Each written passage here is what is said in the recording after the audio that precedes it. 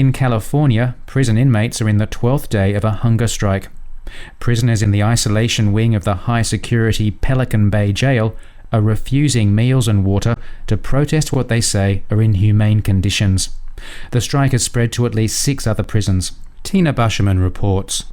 More than 1,000 prisoners started the hunger strike on July 1st at Pelican Bay's security housing unit known as the SHU. About 200 continue the hunger strike. Many of the prisoners have pre-existing medical conditions, and activists say the health of some is deteriorating to critical levels. Linda Evans is an organizer with All or None, an advocacy group for formerly incarcerated individuals. At a press conference, she read part of a letter from a nurse who works in the prison's security housing unit. They are not drinking water and have decompensated rapidly. Some are in renal failure and have been unable to make urine. Some are having measured blood sugars in the 30 range, which can be fatal if not treated. They've refused concentrated sugar packs and Ensure.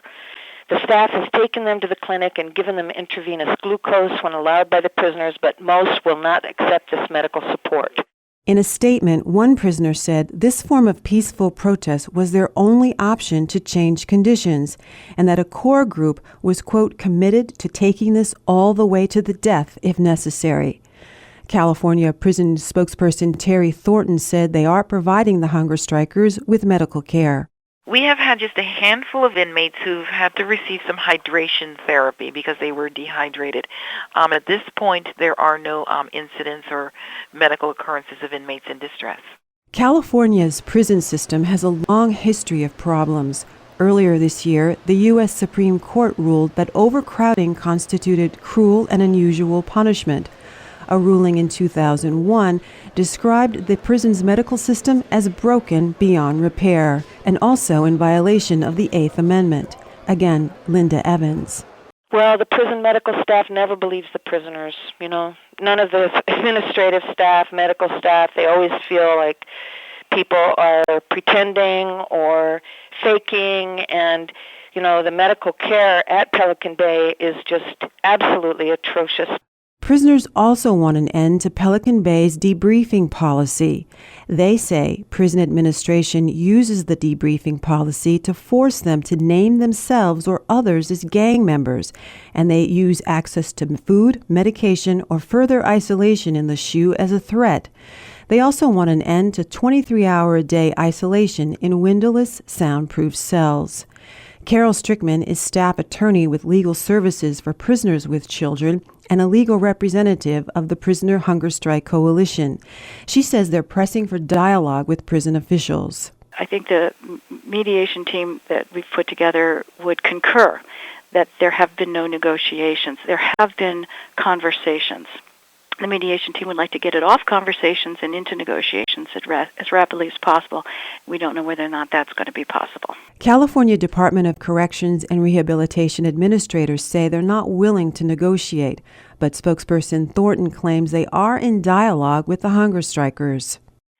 We have sent management teams to Pelican Bay State Prison. They talked to the inmates. Actually, the inmates didn't have a whole lot to say to them, unfortunately. We have our ombudsman's office who is maintaining dialogue. We have chaplains, we have custody staff, medical staff, wardens are making rounds as well, speaking with the inmates. They have been much dialogue. Advocates say prisoners have submitted formal complaints to the warden, Governor Jerry Brown, and the Corrections Department secretary. While the prisoners wait for a response to their demands, activist Linda Evans says they continue to help spread the word about this protest. Communication is very, very difficult. That's one of the first things that they shut down inside any prison system when there's an effort at resistance. There has been time for information to come to the outside and then go back in through prisoner newsletters, through letters from family members, through communications with lawyers. What began as a hunger strike among inmates of the isolation unit of Pelican Bay Prison has turned into a statewide display of solidarity.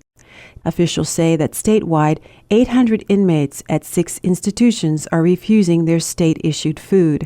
That number peaked over the 4th of July weekend at an estimated 6,600 inmates.